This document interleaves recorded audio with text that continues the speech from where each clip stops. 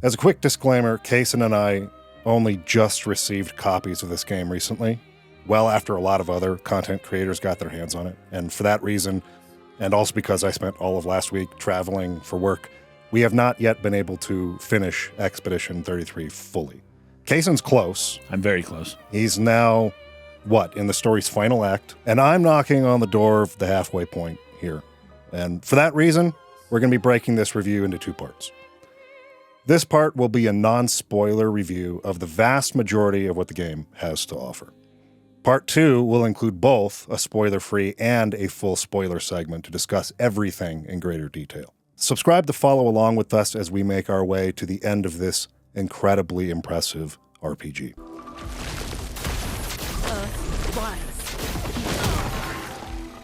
In all of my years of talking about games on the internet, I have never been more confident in recommending a video game than I am with Clair Obscur Expedition 33.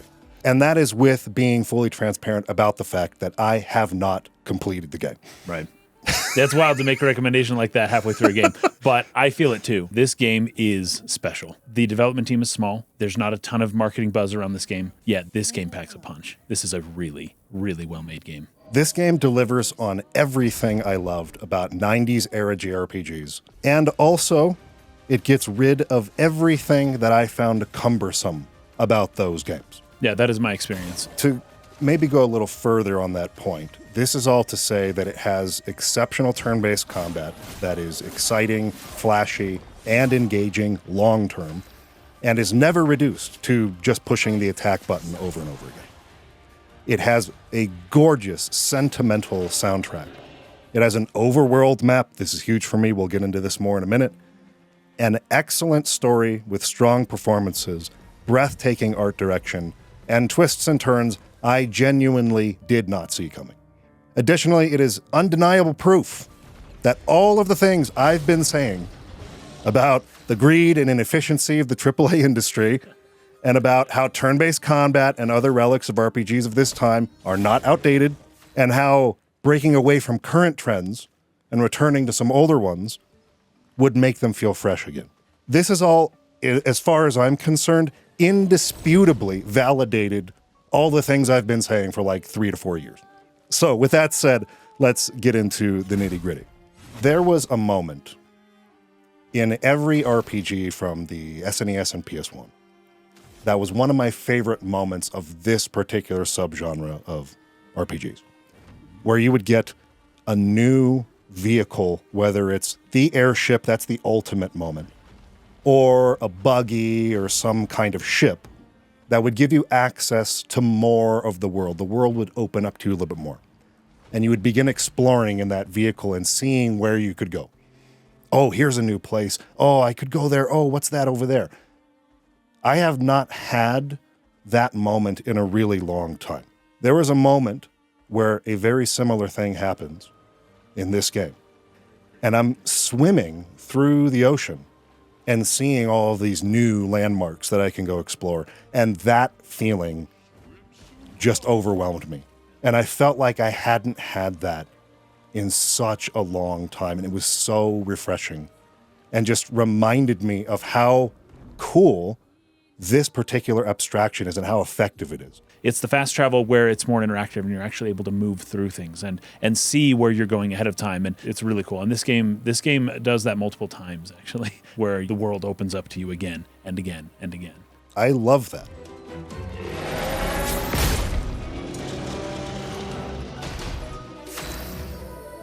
Not only are there so many abilities that can be unlocked, but because there are active time elements to the combat, in the same way that you would see in a game like Legend of Dragoon or a Super Mario RPG, where in the defensive stage, you can press the button at the right time to dodge or parry an attack, jump over an attack, and while attacking, to execute perfect timing to increase your damage. I want to say this really quick because I know some people don't really like quick time elements in their games. I'm one person who doesn't really love them in the vast majority of games that they are put in because of how they're used.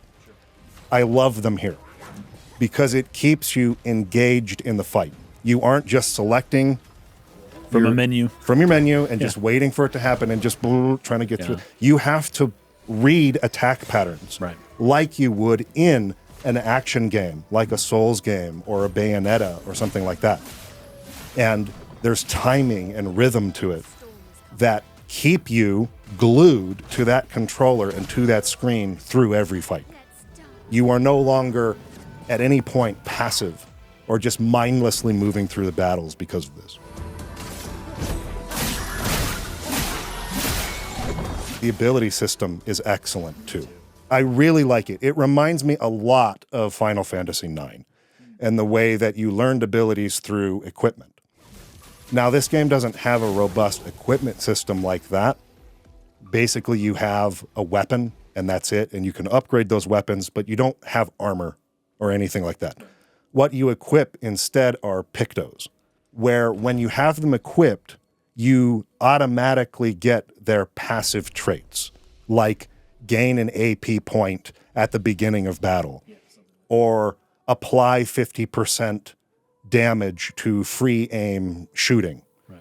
There's a bunch of these. And there's a ton of them. It reminds me of Phantasy Star, actually. Yeah, you can only equip 3 pictos per character. And as you battle, you essentially unlock the ability to then equip that passive trait without the picto. Without having the picto equipped. Very similar to how Final Fantasy IX's equipment works. You have to fight a certain number of battles and get enough experience with that equipment in order to unlock the ability to use that passive trait when you're not wearing that piece of equipment. It's the same exact concept, except you unlock them way faster in this game. Right. In Final Fantasy IX, 4 battles. I think it's 4 battles. It's 4 battles. Yeah. If one character unlocks it, the whole party has access to that trait. That's so funny because that just takes away some of the cumbersomeness. It does. It totally does. What the level grinding yes. that are necessary for these types of games. This game seems to have minimized that as much as possible. And I love it for it. Me too. I love it for it. Well, one of the other things that I just absolutely love about this is that there are no random encounters. You see the enemies before you engage with them. You can move around them most of the time if you want to or need to. They are not faster than you. You can outrun basically all of them. Even on the world map, you can see them there. You can go fight them if you want. You can walk right past them if you don't want to fight them. That is much appreciated. Now, I do have to mention, you don't have a long list of items that you get during the game. Oh, correct, yes. There are 3 items. Recover, heal, and there's one that gives you AP or something. So yeah, that's right. It's like an energy energize. one. Yeah. Instead, you have tons of abilities, of which you can assign 6 to each character. Yeah. But they learn more and more and more abilities as the game goes on. But the items always stay the same. Right. You can upgrade the items, and you can even apply a picto that means if this certain character uses heal, it also removes a status effect or something like that. But you do not become over-encumbered with hundreds of items throughout the game, the use of which are sometimes vague, or most of them you'll never actually get through. Another thing I really love about this game is the way maps are designed. This is what I would call wide linearity. This game does linearity the right way. There are genuinely multiple paths in dungeons, and there's no mini-map. This is one thing I love about this game too. It does away with many of the modern game design conveniences that, to me, make games feel like you're being walked through them and handheld through them. Now, at the beginning, I was less excited about this because it wasn't clear to me where I could and could not go. This game was designed using Unreal Engine, and while it made exceptional use of the assets that Unreal Engine provides, there are certain things that invisible walls and things that you'll run into, or places where I think I should be able to go, but the devs actually didn't want me to go there. It took a while for basically the game to train me into learning what I could and could not do. As the game progressed, I got the feel for how the developers were designing the levels, and I would spend a lot of time. I actually got stuck several times where I had to reload a previous save because my character couldn't move anymore, because I had somehow worked my way over some rocks and behind some trees, and I'm stuck now because I didn't realize where I could and could not go. That happened early on. It has not happened after maybe the first couple hours of the game. There's still too much we don't understand. A huge focus of this game is being present in a place and in a moment and kind of experiencing viscerally the beauty and the horror of what is happening simultaneously at the same time. And you don't get that so much when you're just looking at a map trying to technically gather and collect all the things that you think you need to be collected before you've quote unquote finished the level. So many times I found myself at a crossroads. And the way I generally approach these is I want to go the way I'm not supposed to go. Yes, first. me too. Because if you progress in the level, it's harder to feel the desire to go backtrack through the level. I want to make sure I do everything before I progress in the level. The divergences, the ways that lead to a secret or something that are not the road traveled to finishing the dungeon are long enough to where at times I would be confused whether I was going the way I was supposed to go or the way I wasn't supposed to go.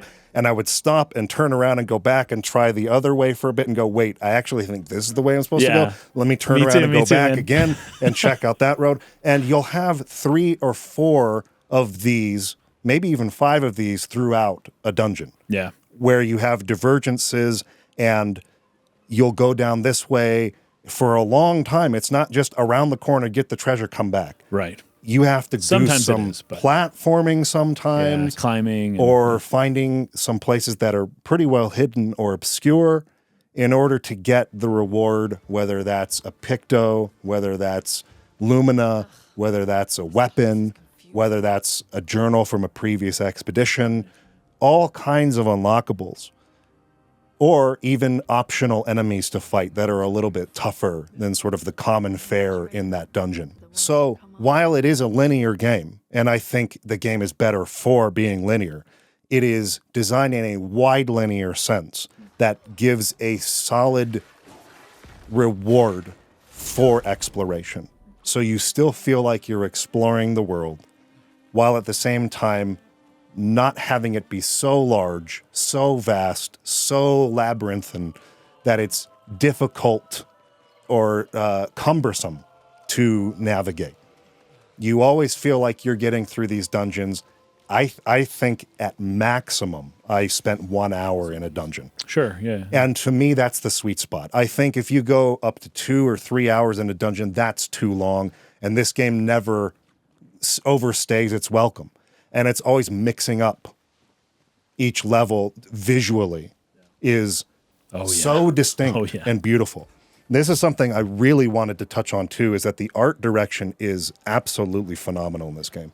Yeah, the creativity is off the charts. Not only that, it's the use of color. Yeah. I think a lot of times in games that are gritty and dark and really heavy in their story content, they tend to be desaturated. That's a good point. And brown or just gray. Just generally gray and dull. Right. And this game, while having that kind of tone, is rich in color. Bright, saturated reds and yellows and greens. And it is beautiful to look at all the time. Yes. There is not one frame of this game where I'm not stopping and just panning my camera around to look at how incredible it is designed. And if that doesn't convince you, maybe this will. This is how you know a game is good. There are so many particles flying around on the screen, whether it's embers from a fire, whether it's just magical kind of energy, or leaves, flower petals, leaves, that sort of thing. So much of that is constantly falling or moving or being carried on the wind through the screen that my cat has been captivated by this game. Oh, really? My cat sits there and watches me play this game for hours and is constantly trying to catch stuff on the screen. So not only is this game a 10 out of 10 game as far as I'm concerned, it's also a 10 out of 10 game for my cat. My cat likes this game more than I do. Sometimes she's getting in the way so much while I'm fighting a battle or whatever. It's like, no, I can't see what the boss is doing. Get out of the way. I gotta freaking time my dodges. So that's how I know it's a good game. My cat likes it. If you're gonna give someone flowers, You should probably do it before they wither and die. What, the flower? Or Sophie? Ooh, dark. Sophie would approve. Not only is the game visually beautiful, but the story, a lot of the themes and elements that are incorporated into the story, and just the writing in general, it's good. It's very well done. The developer is a French developer, Yeah. and clearly the game is designed with a French flavor in mind, which I love. Me too. I actually haven't seen that a lot in games, Yeah, me neither. and this game is very heavily influenced by French culture, and I think that's really awesome. I actually think it's great. Me too. It's very French. The music has a very distinct feel. There's a lot of like Debussy, kind of Yes. that feel to the piano. I also wanted to bring this up. Nier Automata. I had the Are same you- note. I had the Okay, same note. me too, man. Not only- just Nier Automata, Nier Replicant. Yes. I'm getting huge Nier vibes. Not only is there this very distinct sort of French flavor or vibe to the soundtrack, which is unique to this game, but I also heard a lot of Blade Runner in there, and I also heard a lot of songs that would fit right into a Nier game. Yep. Just right into a Nier game. I think that was done intentionally. The music is phenomenal. It's, Absolutely. I can't talk it up enough. And that is so important to me in a game of this kind. If the story is going to land, it's not just about good writing and good performances and characters and, you know, delivering on those impactful story moments. The music has got to supplement that to a large degree. It's what anchors it for me. And this game 100% succeeds on that front. The music outstanding. Yeah. But the story is awesome. Like, so it's good. really cool. It's It so is good. unbelievably captivating. Like, my wife sat down for like 2 or 3 minutes while she folded some laundry while I was playing the game, and she just watched for just a few minutes and was like, wait, tell me what's going on here. This interests me. And I briefly, in a minute or two, kind of recap the story up to that point. And she's hooked. Like, she's like, I've never heard of a concept like that before. This is gonna be fun. Even just a small taste of what this game has to offer should lead most people to want to know more. I don't want to say anything about the plot of the game. Yeah. I really think people should just go into this as blind as possible and experience it. The end of the opening sequence, the first scene, hooked me so entirely. Yeah, me too. And was so devastating and beautiful in one breath that I could do nothing but stick with this to the end. I had no choice. Yeah, me too. It was amazing how they ease you into the predicament that these people are facing, Right. how tragic and horrific it all is, all while being surrounded by just an absolutely brilliant and beautiful world. Yeah. Again, that juxtaposition, the Clair, the clear, and the obscure, the horrifying and the beautiful, the light and the all dark. wrapped together into one. But what impresses me the most about it is that it isn't one note. A lot of times games can kind of get stuck in one tone, Yeah. where if they want it to be dark and they want it to be heavy, they can sometimes stay in that Sure. register all the way through. Yeah. And that can get wearisome and can. cumbersome on an audience. And this game does not do that. No. It will hit you doesn't. with something heavy, and then it will lighten that tension. Yeah. There are And some then- genuinely hilarious moments in this game. Yeah. And some absolutely just wonderful, mindless characters that are so extremely charming that have. Oh, well, I want to say that they have nothing to do with the deep philosophy of this game, but I actually don't think that's true. I think they also have everything to do with the deep philosophy of this game. It's just not so heavy and depressing. This isn't Edgar Allan Poe. This is somebody who is bringing in the light and the funny along with the dark and the depressing in just a mixture that is wonderful to behold. And it does so without undermining its heaviness. And so it just finds that perfect balance where it's not becoming so silly that it starts to feel like a Looney Tunes cartoon or something like that in the middle of trying to also grab me with something deeply human and horrifying and tragic and sad. and throwing those two things next to each other back to back. This is exceptionally well directed on that front. And I love it for that. I think that that's very important. And it was something that was a hallmark of those games we grew up with. They did not take themselves seriously 100% of the time. And in fact, often were very silly and funny and witty and charming. And this game also has that. We're not getting into any plot or spoilers here, but I will say there are certain choices made in the story that genuinely shocked me. These are the kinds of things that bold writers do when they do not have an oversight of a corporate, market-minded panel of people who you have to pass your approvals through, who will cut off your scary and risky ideas. This was made by a small team of artists and visionaries who did not have any of that kind of corporate oversight. And the game is so much better for it. I think so. I mentioned earlier that at the beginning of the game, the margin for error in battles was a lot slimmer, and it seems to widen a bit. Yeah. When you don't execute a dodge effectively and you take damage, it does a lot of damage. So at the beginning of the game, you might only be able to get away with 2, possibly 3 hits and you're dead. This is not common in RPGs of this kind. You usually can tank quite a lot of damage as you're moving through a dungeon. You have a lot of healing items. Especially early on. Yeah. This game, like you said, does not have a lot of healing items. There's relatively few. And battles also aren't that long. No. They are, even the long boss battles will maybe run you 10 minutes. It's not like half hour or 45 minutes for one battle. And so at the beginning of the game, as you're getting used to that rhythm and flow of how to dodge or parry effectively, you will struggle a little bit. You'll be getting used to it, and you'll take some damage, and it will feel like, ooh, wow, these enemies are tough. You're getting through by the skin of your teeth through some of these battles, especially some of the tougher sort of optional battles where I died quite a number of times. Sure. Trying to learn that right timing for parrying or something Especially like that. Parrying, yeah. The dodge is more forgiving. Right.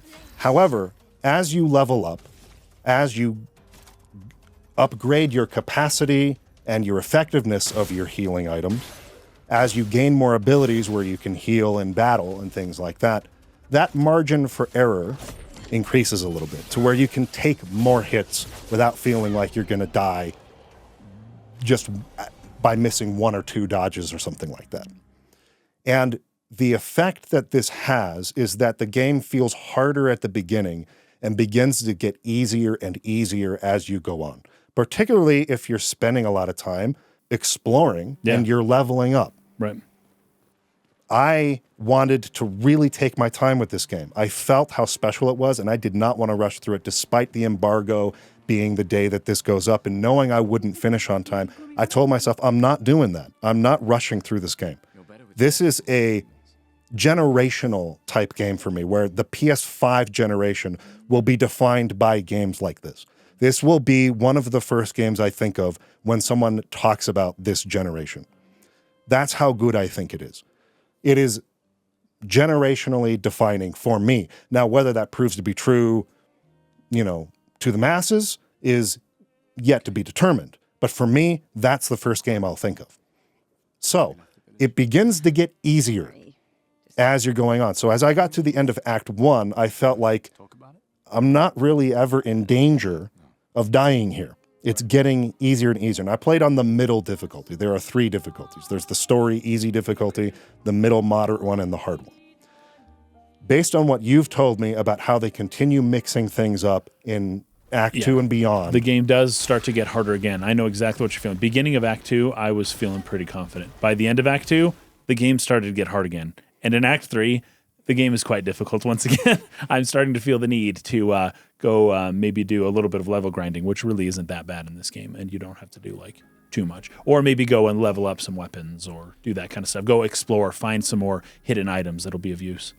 Yeah, on that point, I feel like the developers have a really good sense of where they want you to be level-wise, and they give you experience enough to really quickly level up to that level and then it starts slowing down. I know that there are other games out there, people probably know what that feels like.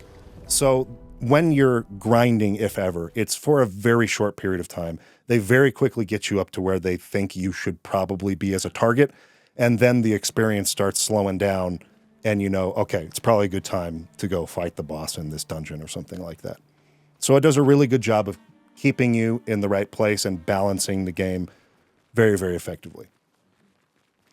We've gone over a lot at this point, and there's going to be more. There's not really a conclusion to this because this is only part 1.